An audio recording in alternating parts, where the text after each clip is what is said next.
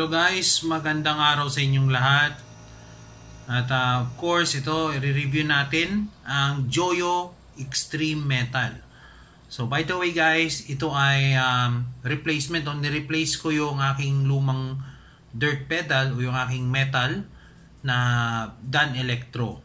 No?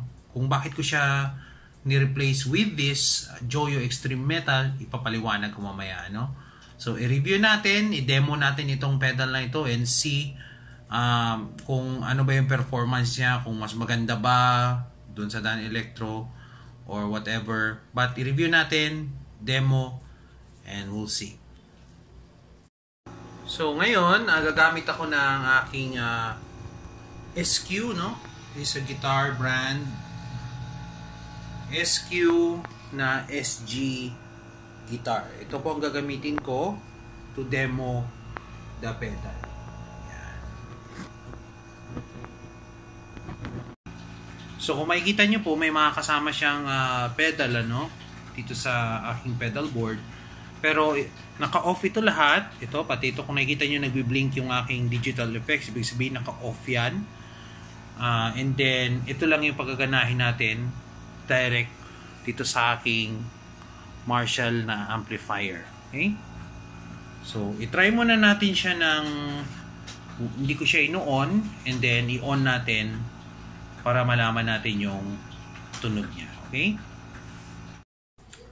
Alright. Subukan muna natin siya ng dry lang, no? So, naka-off yung ating Extreme Metal from Joyo.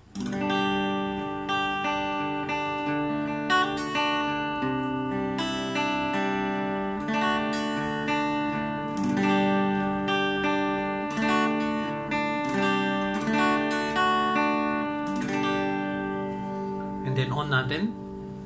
By the way guys, itong cup na to, separate ko siyang binili. So around 20 pesos isang peraso. So kinabit ko na rin siya, no.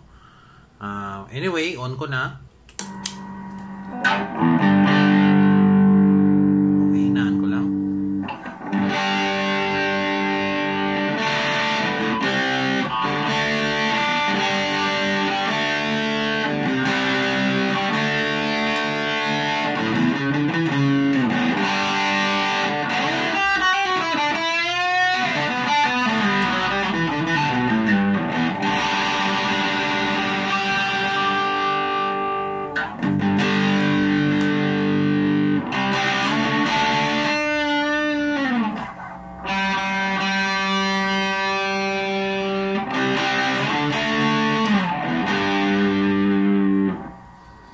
Okay. Bawasan natin yung low. Try natin taasan ng high.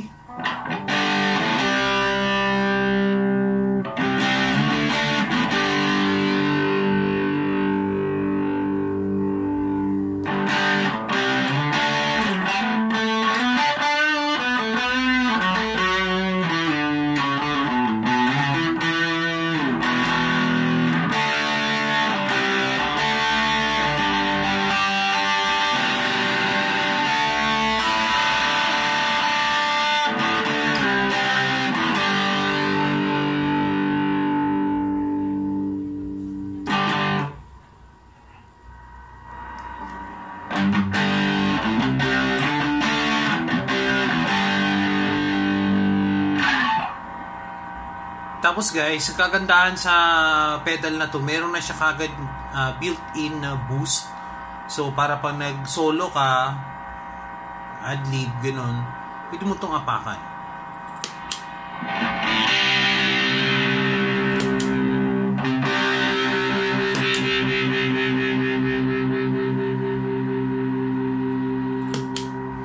Diba? Wait lang guys ha, itono ko lang.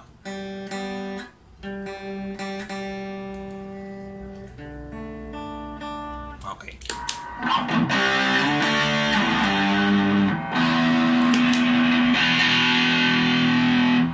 Diba?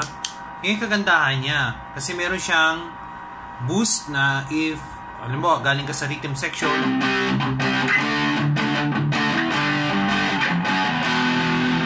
tapos pag mag-adlib ka na, apakan mo lang yan. Diba? Mas maganda siya. Tapos, yung boost na yan, nakokontrol mo pa dito. Yan, kung gaano kalakas yung boost mo, dito mo makokontrol yan. Ito yung level na to, volume to nung drive mo. O yung dirt mo. Ito yon. So, makokontrol mo yung level mo dito, plus, meron ka pang volume dito sa boost mo. No? Tapos, ang kagandahan sa kanya, tatlo talaga. Meron siyang high, mid, and low. Tapos control mo rin yung drive niya, of course, yung kanyang gain. So napakaganda. Tapos isa pa dito guys, mura siya. So around 1,365 pesos lang siya. So 1,365 pesos. So sa iba makakita ka ng mga 1,400 to 1,600 depende sa seller, either sa Shopee or Lazada. So diyan makikita niyo yung price nito. Napakamura lang niya. Pero satisfied ako sa tunog niya kasi ito talaga yung hinahanap ko. Okay, sasabihin ko na rin kung bakit pinalitan ko yung Dan Electro ko with this Joyo, no? First, napaka-limited ng knobs niya. So meron lang siyang tatlong knobs, yung aking Dan Electro, no? Meron lang siyang tatlong knobs, which is yung drive o yung gain, tone, and saka yung volume lang. That's it. Walang high, mid, and low. So, although may tone siya, pero yung tone kasi is makokontrol mo lang dun yung low and highs mo. But wala siyang mid, and hindi mo talaga malaro ng maayos pag ganun lang yung knobs ng yung drive. Plus, wala siyang tulad nito, yung boost, ano. So, minsan, kailangan mo pang lakasan yung volume ng drive mo manually kung mag-a-adlib ka na, no? Kailangan mo pataasan yung level bago mo mapagana yung Dan Electro na yun sa pagsusolo. Ngayon, minsan wala ka ng time, yuyuko ka pa bago mo pipihitin. This one, itong Joyo na to, hindi mo na kailangan yung muko. Papakan mo na lang yung boost and then aangat na yung tunog niya, di ba? Plus, makokontrol mo pa individually yung EQ, yung low mo, makokontrol mo, yung high mo, makokontrol mo, plus may mid siya na makokontrol mo, kasi mas maganda talaga pag may mid kasi pwede mong kapalan yung either yung low or yung highs, nasa iyo eh, diba? Matitimpla mo talaga siya ng maayos. Plus yung boost mo, napakaganda kasi pag inapakan mo yung boost mo, tataas yung volume niya, plus good talaga siya for adlib, no? Pag solo, gagana talaga yung boost na yan. Hindi mo na kailangan iangat yung level ng drive mo para makapag kung isasagad mo yung volume ng guitar mo. Minsan kasi nakaka-apekto rin sa tunog ng drive pag yung volume mo sa guitar ay mababa, no? Medyo parang tumutuyo yung medyo nawawala konti yung drive, may mga ganun kasi. So maganda na may boost talaga para pag apak mo ng boost automatic, a-adlib ka na lang, plus hindi nawawala yung quality ng drive mo, no? Unlike sa volume ka a-adjust, minsan kasi pag sinagad mo yung volume mo so agating sa adlib, medyo umiiba yung quality, no? Doon sa una mong tinimpla. So, ganun na nangyayari kasi sa Dan Electro ko. So, halimbawa, i-control ko siya, halimbawa, mag-volume lang ako ng, let's say, kalahati lang ng volume. Ayan, so, naset ko na siya dito sa pedal, naset ko na pangkalahati yung volume. Ngayon, pag sinagad ko yung volume, minsan nagiging manipis or madalas nagiging manipis. So, ang ginagawa ko ngayon dito sa extreme pedal ng Joyo, sagad ko na kagad yung volume, no? Yan, sagad ko na kagad yung volume niya, and then dito na ako mag-adjust, and then ito na lang boost yung aasahan ko para pagdating ko sa adlib,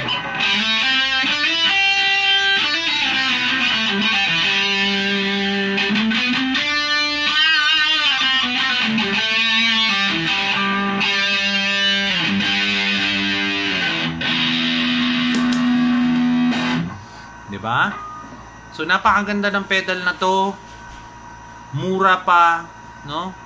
affordable sa mga gustong makatipid ng yan eh, alam niyo yun, yung budget lang yung pera niyo, hindi niyo kayang bumili ng mga high-end na mga brands pagdating sa dirt pedal. Ito, try niyo to, no? Hindi na masama yung tunog, plus may boost pa siya, may timplaw pa ng maayos yung EQ. So guys, kung wala rin lang kayong kung medyo limited yung budget nyo when it comes to buying a pedal, no, especially dirt pedal, maganda ito, recommended ko ito. Kumpara mo sa Dan Electro. Yung Dan Electro kasi medyo mas mahal siya ng konti dito, or same lang siya ng prices, depende kasi sa seller sa online, no, like Shopee or Lazada. Pero mas marami kasing function itong ating Joyo na Extreme Metal kumpara dun sa nakaraan na ginagamit ko yung Dan Electro. Although yung Dan Electro, hindi masama ang tunog doon. Maganda rin ang tunog talaga noon. Talagang ang tagal-tagal ko rin yung ginamit. Actually, alagang-alaga ako ngayon eh. At naibenta ko siya sa aking kaibigan. At happy naman siya kasi talagang niresearch niya rin. Tulad din sa akin, niresearch ko rin yung Dan Electro. Although by now hindi ko na kailangan yung Dan Electro, parang mas naghahanap na ako ng ibang specs. Ganun naman talaga eh. So if you want to upgrade your pedal, minsan meron ka nang hinahanap na, or alam mo yun, as time goes by, meron ka ng mga hinahanap na wala dun sa recent na pedal mo. So kailangan mo nang ibenta yun at bibili ka na ng bago para ma-meet yung mga kailangan mo, especially sa tugtugan. Minsan hindi na naaabot, no, nung pedal na gusto mo yung tugtugan na ginagawa nyo. Kailangan nyo na mag-upgrade, or kailangan nyo nang palitan ng mas maganda yung pedal. So kung may budget din lang kayo, go for higher brands, or nasa inyo, bahala kayo. Pero kung tingin nyo naman, kasi ako nagtingin din ako ng mga branded eh. Nagtingin ako ng mga branded, nanood ako ng mga reviews. And then kung kinumpare ko dito sa Joyo, hindi malayo eh. Hindi malayo yung tunog. No? Maganda siya. Hindi na ako magsasabi ng kung anong brand, pero base sa review, sa pandinig ko, parehas eh. Yung mga branded, may mga branded na parehas. May iba pa nga na mas maganda pa rin tong mas maganda pa yung Joyo. So sa tingin ko, kung may budget kayo, medyo tingin-tingin pa rin kayo. May YouTube na rin naman eh. Mayroon ng Google. Pwede nyo yung research yung mga pedal na gusto nyong bilhin. No? Bago nyo bilhin, i-review nyo muna. Tingnan nyo muna. Kasi may mga demo naman yan eh. Ito sa akin, ito yung take ko dito sa Joyo Extreme Metal. By the way, hindi ito sponsored ha. So, ito talaga yung personal na binibili ko. Ina-attach ko base dito, or binibili ko siya base sa aking pangangailangan. Hindi siya dahil lang binili ko lang siya just para mayroon ako may content at may review. Hindi po, talagang binili ko siya kasi kailangan ko siya. Yun. So sana may natutunan kayo, at kung may katanungan po kayo, comment lang kayo down below, and then gagawin ko yung lahat para masagot yan. At of course, ako muli si Loy. Sa mga gusto mag-subscribe dyan, subscribe po kayo dito sa aking YouTube channel. At kung may time naman kayo na makadayo sa aking Facebook page, like nyo na rin po. I-follow nyo yung aking Facebook page, Loy Tare po. So thank you so much. See you next time. At sana'y mapili ninyo itong pedal na to kung nais yung mag-upgrade ng pedal. So, see you next time. Bye-bye.